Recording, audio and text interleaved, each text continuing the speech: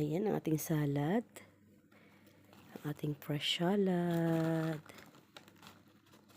Saan na yun? Then, tapos natin ang eto. Strawberry. Yan. Strawberry, ano po yan? Syrup.